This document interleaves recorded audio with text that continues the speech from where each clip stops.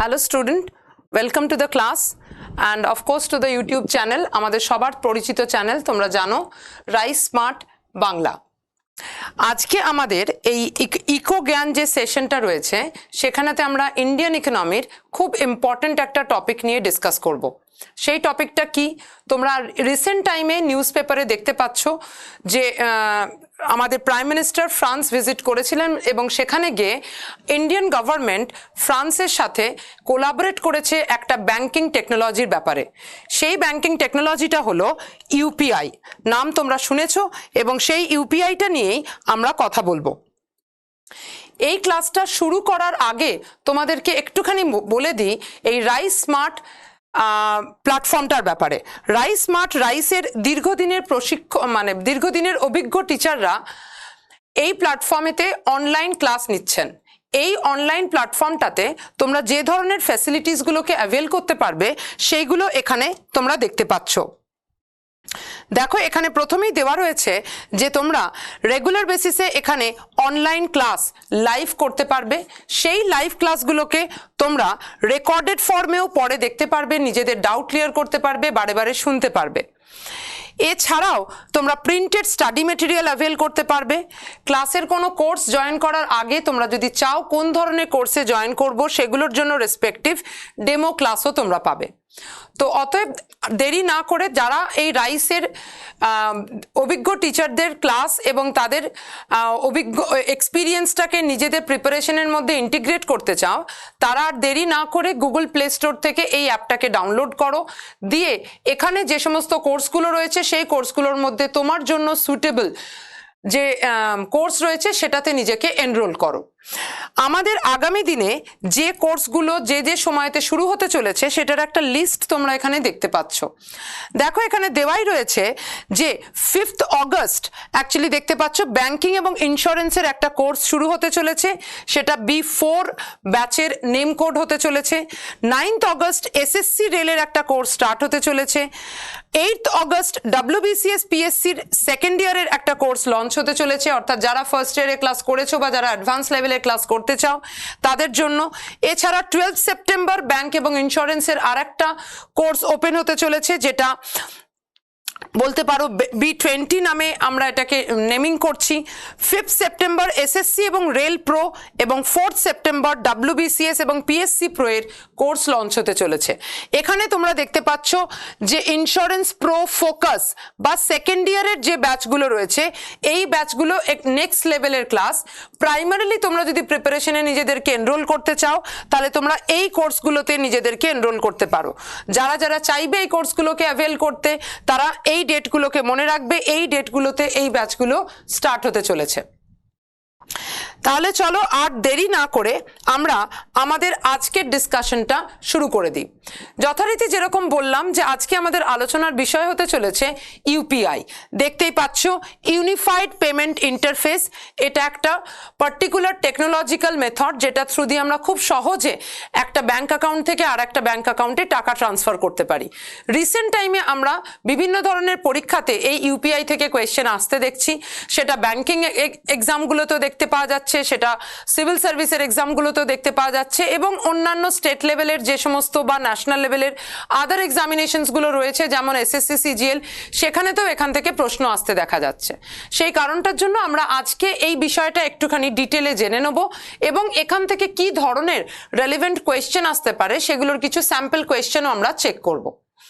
তাহলে চলো আমরা কোয়েশ্চেন আনসার্সটা নিয়ে একটু কথা বলি।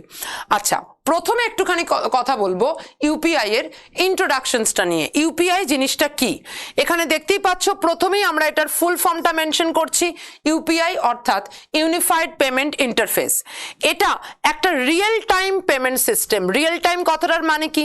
রিয়েল টাইম মানে তুমি টাকাটা কোন অ্যাকাউন্টে পাঠাতে চাও সেটা ব্যাংককে বলে দেওয়ার পরে তোমাকে কোনোভাবেই ওয়েট করতে হবে না যে কতক্ষণে আর একটা ব্যাংক অ্যাকাউন্টে টাকাটা ট্রান্সফার হলো বা কখন তোমার অ্যাকাউন্ট থেকে টাকাটা কেটে নেওয়া হলো। এই জায়গাতে যখনই আমরা ইউপিআই মেথডটা নিচ্ছি, টাকাটা তৎক্ষণাৎ অর্থাৎ ইনস্ট্যান্ট বেসিসে টাকাটা অ্যাকাউন্ট থেকে ডিডাক্ট হচ্ছে এবং অন্য আর একটা অ্যাকাউন্টেতে ক্রেডিট হয়ে যাচ্ছে। তাহলে এই জায়গাতে যেহেতু কোনো ওয়েটিং পিরিয়ড থাকছে না, অর্থাৎ ইনস্ট্যান্ট এই টাকাটা ট্রান্সফার হয়ে যাচ্ছে, সেই কারণটার জন্যই এই ধরনের পেমেন্টটাকে আমরা বলছি একটা in real time payment system. এই পেমেন্ট সিস্টেমটা ডেভেলপ করেছে ইন্ডিয়াতে কোন অর্গানাইজেশন? ডেভেলপ করেছে national payment corporation of India, NPCI. এই এনপিসিআই এরই ইনিশিয়েটিভেতে আমরা এই টেকনোলজিটাকে এখন ইউজ করি। তোমরা অনেকেই এনইএফটি, আরটিজিএস, আইএমপিএস এগুলো শুনেছো। এগুলো বিভিন্ন ধরনের পেমেন্ট টেকনোলজি, কিন্তু এই পেমেন্ট টেকনোলজিগুলোর মধ্যে ওভারঅল কিছু লিমিটেশনস রয়েছে। এগুলোর আর্কিটেকচারসগুলোর মধ্যে কিছু কমপ্লেক্সিটিস রয়েছে। সেই সমস্যাগুলোকে রিজলভ করার জন্যই এই নতুন পেমেন্ট মেথডটাকে এবং প্ল্যাটফর্মটাকে লঞ্চ করা হয়েছে, সেটার নামই হলো ইউপিআই। প্রশ্ন হচ্ছে এই ইউপিআইটাকে আমরা কেন নিয়ে এলাম? আমাদের কাছে আইএমপিএস ছিল, এনইএফটি ছিল, আরটিজিএস এর মতো টেকনোলজি ছিল, তাহলেও কেন আমাদের ইউপিআই দরকার হলো? তার কারণ ইউপিআই জানবে তুলনামূলকভাবে অনেক বেশি সিকিউরড একটা পেমেন্ট ট্রান্সফার মেথডোলজি। সেই জায়গাতে দাঁড়িয়ে এটা ইনস্ট্যান্ট একটা টাকা ট্রান্সফার করতে সাহায্য করে এবং এখানেতে টাকাটা অত্যন্ত সহজে কনভিনিয়েন্ট ওয়েতে ট্রান্সফার করা সম্ভব হয়। তো এই বেনিফিটগুলোর কথা মাথায় রেখেই, কাস্টমারদের এই ইউজার ফ্রেন্ডলিনেসটাকে প্রোভাইড করার কথা মাথায় রেখেই কিন্তু এই ইউপিআই টেকনোলজিটাকে আনা হয়েছে।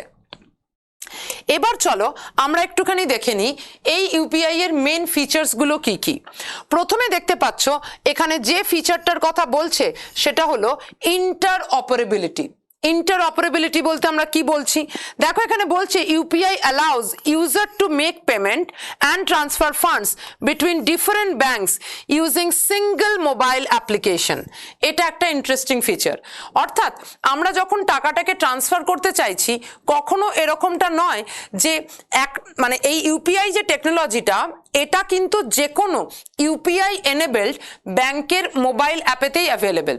তোমার কাছে যদি অ্যাক্সিস ব্যাংকের মোবাইল অ্যাপ থাকে, এসবিআই এর মোবাইল অ্যাপ থাকে, এইচএসবিসির মোবাইল অ্যাপ থাকে, সমস্ত মোবাইল অ্যাপগুলো ইউপিআই এনেবেলড। সুতরাং সেই মোবাইল অ্যাপগুলো থ্রু দিয়েই তুমি কিন্তু ইউপিআই ফ্যাসিলিটিটাকে অ্যাভেল করতে পারবে। এবার প্রশ্ন হচ্ছে, এটা দিয়ে নেসেসারি নয় যে তুমি আইসিআইসিআই এর অ্যাপ ব্যবহার করে ইউপিআই আইডি দিয়ে শুধু আইসিআইসিআই এর কাস্টমারকেই টাকা পাঠাতে পারবে। যে কোনো ব্যাংকের যে কোনো কাস্টমারকেই খুব সহজে টাকাটা ট্রান্সফার করা যাবে। তার মানে এখানেতে কোনো রকম bank to bank, branch to branch বা টাইপ টু টাইপ কোনো রকম রেস্ট্রিকশনস নেই। খুব ইজিলি একটা ব্যাংক থেকে আর একটা ব্যাংকে একটা সিঙ্গল মোবাইল অ্যাপ্লিকেশনের থ্রু দিয়েই টাকাটা ট্রান্সফার হচ্ছে। নেক্সট, এর পরে আমাদের কাছে যে বেনিফিটটা ইউপিআই দিচ্ছে সেটা হচ্ছে 24/7 অ্যাভেলেবিলিটি। অর্থাৎ এই ইউপিআই টেকনোলজিটার জন্য কোনো রকম টাইম বাউন্ডেশনস নেই। এনইএফটির ক্ষেত্রে যেমন আমরা দেখতে পেতাম একটা সময়তে যে ওয়ার্কিং আওয়ারের মধ্যেই কেবলমাত্র আমরা ওটাকে অ্যাভেল করতে পারতাম, ইউপিআই এর ক্ষেত্রে সেটা এখন আর নেই। ইউপিআই এর ক্ষেত্রে যে কোনো সময়তে আমরা রাউন্ড দ্য ক্লক এই প্ল্যাটফর্মটাকে ব্যবহার করব। অলরাইট, নেক্সট এরপরে যে বেনিফিটগুলো দেখতে পাচ্ছ সেটা হচ্ছে ইনস্ট্যান্ট ফান্ড ট্রান্সফার। আমরা অলরেডি আলোচনা করলাম যে ইউপিআই একটা রিয়েল টাইম পেমেন্ট মেকানিজম, সেই কারণটার জন্যই টাকাটা আমরা ইমিডিয়েট বেসিসে পাই। টাকা ট্রান্সফার করে কোনো রকম রিস্ক থাকে না, টাকাটা নিয়ে কোনো রকম আনসার্টেনিটি তৈরি হয় না। নেক্সট এরপরে দেখো দেওয়া রয়েছে সিঙ্গল মোবাইল অ্যাপ। হ্যাঁ, ইউপিআই এটাকে অ্যাভেল করার জন্য তোমাকে আলাদা করে কোনো ইউপিআই অ্যাপ ইনস্টল করতে হচ্ছে না। যে কোনো ইউপিআই এনেবেলড ব্যাংক মোবাইল অ্যাপের থ্রু দিয়েই আমরা এই ফ্যাসিলিটিটাকে অ্যাভেল করতে পাচ্ছি। এরপরে যেটা একটা বেনিফিট সেটা হলো যে এই ইউপিআই ফ্যাসিলিটিটাকে অ্যাভেল করতে গেলে এটা অত্যন্ত সিকিউর একটা মেকানিজম। এই ইউপিআই মেকানিজমেতে আমরা কি করি, একটা পার্টিকুলার আইডি জেনারেট করে নিই। এই আইডিটা একটা ব্যাংকের জন্য একটা ইউনিক আইডি হয়। এবার এই আইডিটা যখনই আমরা ব্যবহার করে টাকাটা ট্রান্সফার করছি, তখন নেসেসারি নয় যে আমাকে ব্যাংক ডিটেলসটা শেয়ার করতে হচ্ছে, অ্যাকাউন্ট নাম্বার শেয়ার করতে হচ্ছে বা আইএফএসসি কোড শেয়ার করতে হচ্ছে। এখানেতে নিজের ডেটাটাকে প্রোটেক্ট করেই আমি এই ইউপিআই আইডির মাধ্যমে খুব সহজে আর একটা ব্যাংকেতে টাকা ট্রান্সফার করতে পারলাম। তাহলে এই জায়গাতে এই যে ইউনিক ইউপিআই ইউজারটা ইউজার আইডি এটা কিন্তু একটা মানে বলতে পারো কনভিনিয়েন্ট ফ্যাসিলিটি এবং একটা সিকিউরড ফ্যাসিলিটি। সেই জন্যই বলছে দেখো assign to a unique UPI ID which simplifies the payment process. পুরো প্রসেসটাকে অত্যন্ত সহজ সরল করে দেয়, কোনো রকম ডেটা সিকিউরিটির প্রবলেম থাকে না, কোনো রকম ভালনারেবিলিটি এখানে জেনারেট করে না। নেক্সট এবার আমরা দেখতে পাচ্ছি যে ইউপিআই অপারেট কিভাবে করে সেটা একটুখানি দেখি।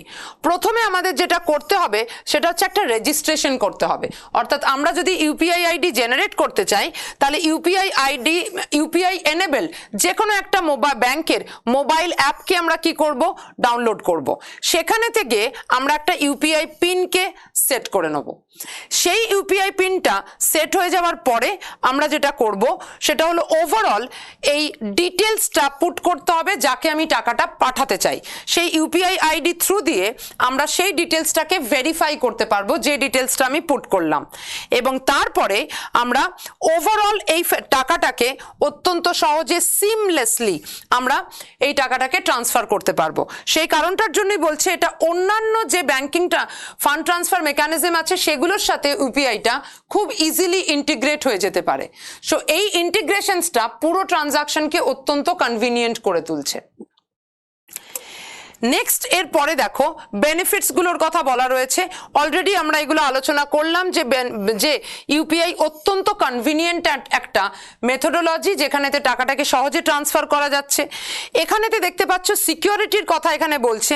সিকিউরিটির রেফারেন্সে আমি তোমাদের বলে রাখি ইউপিআইতে যে সিকিউরিটি চেকিংটা হয় সেটাকে আমরা বলে থাকি 2 ফ্যাক্টর অথেন্টিকেশন। এটা একবার সিভিল সার্ভিসের এক্সামেতে জিজ্ঞাসা করেছিল যে অথেন্টিকেশনের লেভেল কটা। এক্ষেত্রে ইউপিআইতে আমরা 2 ফ্যাক্টর অথেন্টিকেশন প্রসেস ব্যবহার হতে দেখি, এবং এই 2 ফ্যাক্টর অথেন্টিকেশনসটা এনক্রিপশনের থ্রু দিয়ে হয় বলে অত্যন্ত সিকিউরড ম্যানারে টাকাটাকে ট্রান্সফার করা যায়। নেক্সট এর পরে আমরা যেটা দেখতে পাচ্ছি সেটা হচ্ছে এটা অত্যন্ত কস্ট এফেক্টিভ একটা মেকানিজম। এখানেতে ব্যাংক টু ব্যাংক টাকা যখন ইউপিআই এর থ্রু দিয়ে ট্রান্সফার হয় কোনো রকম চার্জ অধিকাংশ ব্যাংকই করে না। আদার ব্যাংকের সঙ্গে যখন টাকা ট্রান্সফার হয় একটা সার্টেন অ্যামাউন্টের ওপরে গেলে ব্যাংক সেগুলোর জন্য টাকা চার্জ করে, আদারওয়াইজও মিনিমাম অ্যামাউন্টের ট্রানজাকশনসে ইউপিআইতে কোনো রকম ট্রানজাকশন চার্জ নেই। তো সেই জায়গা থেকে এটা ওভারঅল ট্রানজাকশনের জন্য অত্যন্ত একটা মানে লিস্ট কস্টলি একটা মেথড বলতে পারো। সেই জন্যই এই মিনিমাল চার্জেস বা ফ্রি মেথডের থ্রু দিয়েই আমরা এখানে টাকাটা ট্রান্সফার করছি। নেক্সট এবার আমরা একটুখানি দেখছি যে বাকি যে বেনিফিটগুলো ইউপিআই আমাদের দিচ্ছে। যেমন আশা করি বুঝতেই পারছো ইউপিআই একটা ডিজিটাল ট্রানজাকশনসকে প্রমোট করছে। ডিজিটাল ট্রানজাকশনস মানে আজকালকার দিনে মোবাইল কার হাতে নেই, মোবাইল একটা স্মার্টফোন সবাই আমরা অ্যাভেল করি। এই স্মার্টফোনটাকে যখনই আমরা সঙ্গে পাই সেখানেতে ইন্টারনেটের থ্রু দিয়ে আমরা যখন মোবাইল ব্যাংকিংকে অ্যাভেল করতে যাব তখন ইউপিআই এখানে অত্যন্ত প্রাইম একটা রোল প্লে করছে। অত্যন্ত সহজে সিকিউরড ম্যানারে একটা মানুষ যখন টাকা ট্রান্সফার করতে পারছে স্বাভাবিকভাবেই দেখা যাচ্ছে ব্যাংকিং ফ্যাসিলিটিকে খুব সহজে সাধারণ মানুষ নিজের কাছে নিয়ে আসতে পারছে। এই যে বৃহত্তর ক্ষেত্রে এই ইউপিআই এর অ্যাক্সেস এটা কি করছে না ফাইন্যান্সিয়াল সিস্টেমকে সবার কাছে পৌঁছে দিচ্ছে। এই ফাইন্যান্সিয়াল সিস্টেম যখন সবার কাছে পৌঁছে যাচ্ছে এই ঘটনাটাকেই আমরা বলছি ফাইন্যান্সিয়াল ইনক্লুশন। এই ইউপিআই এর থ্রু দিয়ে আমরা ওভারঅল যে ডিজিটাল ট্রানজাকশন বা আমরা যেটাকে বলে থাকি ক্যাশলেস ইকোনমি, যেখানে আমরা পেপার কারেন্সি তুলনামূলকভাবে কম ব্যবহার করব, ডিজিটাল ট্রানজাকশনকে বেশি করে প্রমোট করব, সেই পেপার কারেন্সি বা পেপার কারেন্সির এলিমিনেশনস এবং ডিজিটাল ট্রানজাকশনসকে প্রমোট করার ক্ষেত্রে কিন্তু ইউপিআই অত্যন্ত এনকারেজিং, অত্যন্ত মোটিভেটিং একটা মেথড। স্বাভাবিকভাবেই লোকজন যখনই সহজে টাকাটা ট্রান্সফার করতে পারছে তখন সাধারণ মানুষ ফিজিক্যালি ব্যাংকে যাওয়া, সেখান থেকে টাকা তোলা, এই ধরনের হয়রানিগুলো থেকে নিজেকে বিরত রাখতে পারছে। নেক্সট এর পরে দেখো আমরা ওভারঅল ইউপিআই কেন ইন্ডিয়ার জন্য এতটা গুরুত্বপূর্ণ রোল প্লে করছে সেটা একটুখানি দেখতে পাই। দেখো এখানে বলেছে যে কিভাবে ইউপিআই আমাদের ফিউচার ইকোনমিকে হেল্প করতে চলেছে। এখানে দেখো বলছে যে it is estimated India's digital payment industry will grow to more than 300% of its current size by 2025। অর্থাৎ 2025 সালের মধ্যে আমাদের দেশের এই ডিজিটাল পেমেন্টের মেকানিজম 300% রেটে গ্রো করবে। এটা যদি এই রেটে গ্রো করে আশা মানে বলা বাহুল্য যে এই এক্সপ্যানশনেতে ইউপিআই অত্যন্ত গুরুত্বপূর্ণ একটা ভূমিকা নিতে চলেছে। এরপরেই দেখো এখানে দিয়ে দেওয়া রয়েছে ট্রানজাকশনের একটা স্ট্যাটিস্টিক্যাল ভ্যালু, যেটা খুবই মানে ইন্টারেস্টিং।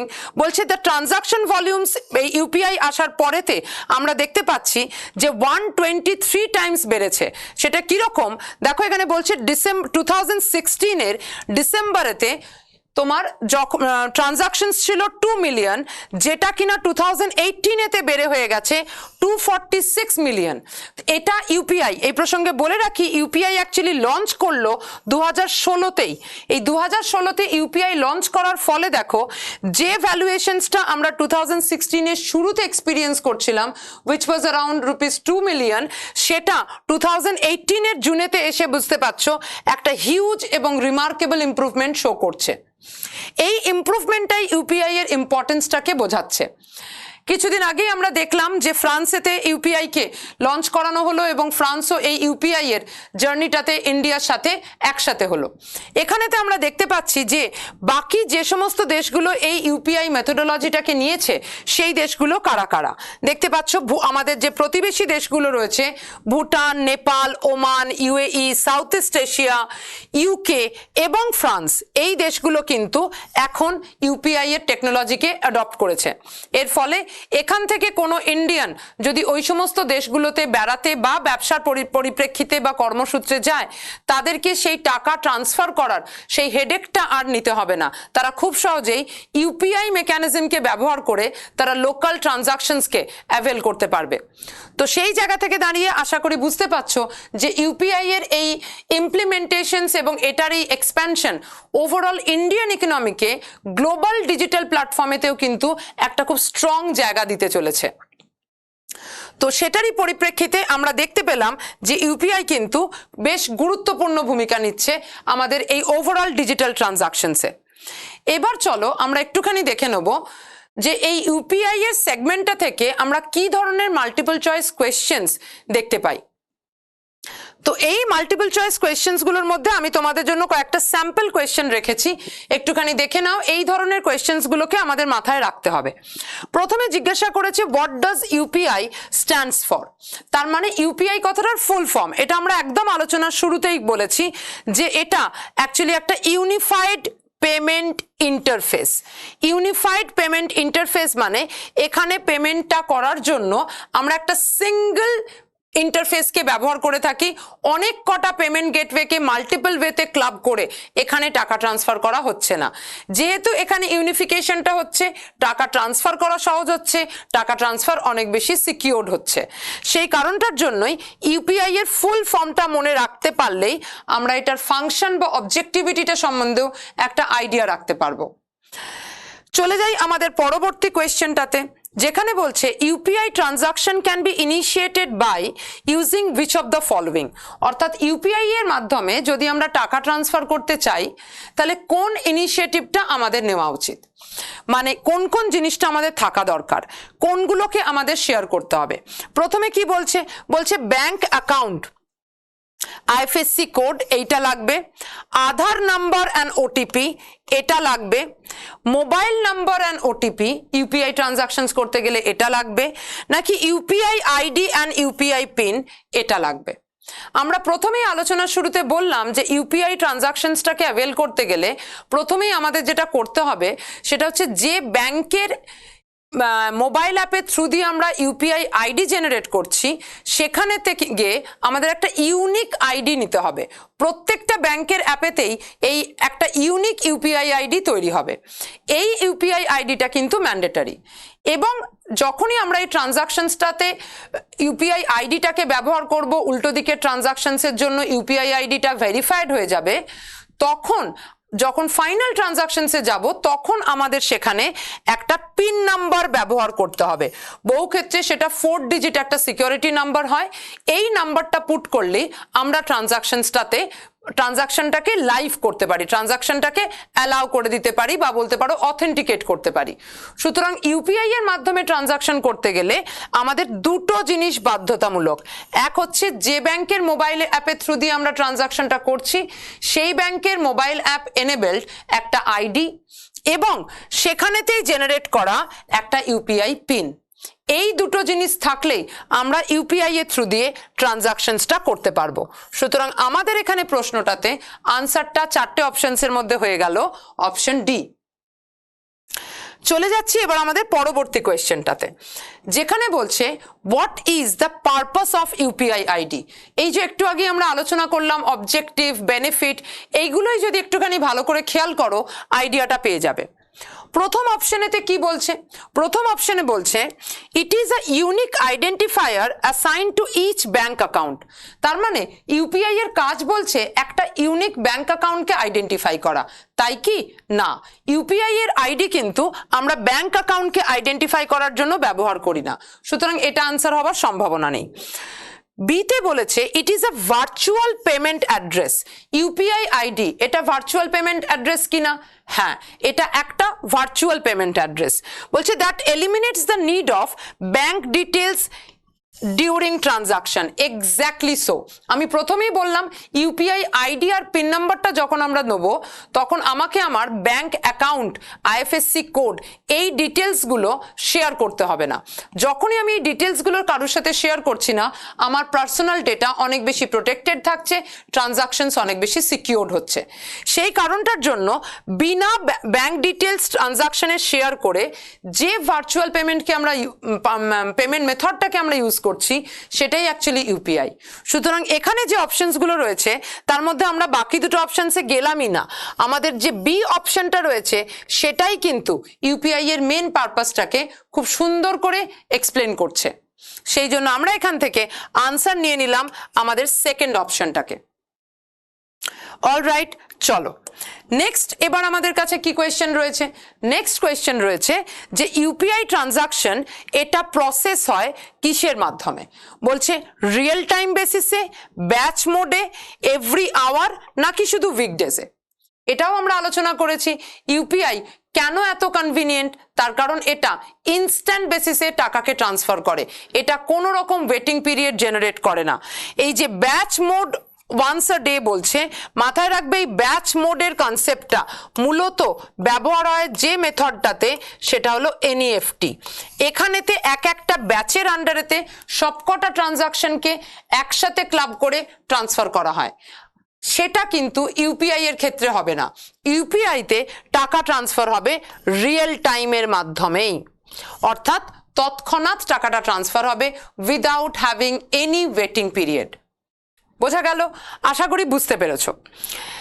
নেক্সট কোয়েশ্চেনটাতে এবার আমরা চলে যাই। একদম স্ট্রেট এবং সিম্পল একটা কোয়েশ্চেন দেওয়া রয়েছে, সেটা হচ্ছে কখন এই ইউপিআই সার্ভিসটা লঞ্চ করেছিল? এই ইউপিআই সার্ভিসটা যখন national payment corporation of India, NPCI, প্রথম ইন্ট্রোডিউস করে, সেটা ছিল 2014 সালের আগে। সেই সময়তে আমাদের আরবিআই গভর্নর ছিলেন রঘুরাম রাজন। তার পরবর্তী সময়তে আমরা ব্যাংকগুলো আস্তে আস্তে এই ইউপিআই মেথোডোলজিটাকে অ্যাডপ্ট করে এবং এই ব্যাংকের মারফতই এই ইউপিআই ফ্যাসিলিটিটাকে কাস্টমারদের কাছে পৌঁছে দেওয়া হয়। সেই দিক থেকে আমরা দেখতে পাই ব্যাংকের সাথে ইউপিআইকে তোমার ইন্টিগ্রেট করা হয়েছে এবং ইউপিআই এর সার্ভিসটা প্রচলিত হয়েছে 2016 সালে। তো সেই দিক থেকে দেখতে গেলে ইউপিআই ইনোভেশন অনেক আগেই হয়েছিল, কিন্তু এটাকে ব্যাংকিং সেক্টরের সাথে ইন্টিগ্রেট করে এটাকে লঞ্চ করা হয় ইউটিলিটি লেভেলেতে, কাস্টমার লেভেলেতে, সেটা 2016 সালে। তো এরপরে আশা করি বুঝতে পারছো এই ধরনের জায়গাগুলো থেকে কোয়েশ্চেন্স হবে। আমরা রিসেন্ট টাইমে দেখতে পাচ্ছি যে একটা ট্রেন্ড তৈরি হচ্ছে যে ডব্লিউবিসিএস এ হয়তো ডেসক্রিপটিভ, আমরা যদি ডব্লিউবিসিএস মেন্সের দিকে তাকাই হয়তো পরীক্ষা আস্তে আস্তে ডেসক্রিপটিভের দিকে মুভ করবে। সেই জায়গাতেও কিন্তু আমাদের এই ধরনের টপিকগুলোকে একটু ডেসক্রিপটিভ মোডেও পড়ে রাখতে হবে এবং সেই জায়গাগুলো পড়লে আশা করি বুঝতে পারছো ডিজিটাল পেমেন্ট, ইউপিআই এর কন্ট্রিবিউশনস, এই ধরনের জায়গাগুলো থেকে কিন্তু প্রশ্ন হবে। তাহলে মাল্টিপল চয়েস কোয়েশ্চেনের সাথে সাথে ডেসক্রিপটিভের জন্য তোমরা এই ধরনের টপিকগুলোর উপরে উপরে নজর রাখো। আশা করি আজকের সেশনটা তোমাদের জন্য ইউজফুল হবে। প্রত্যেকে ভালো থাকবে, প্রিপারেশন নিতে থাকবে। All the best, thank you.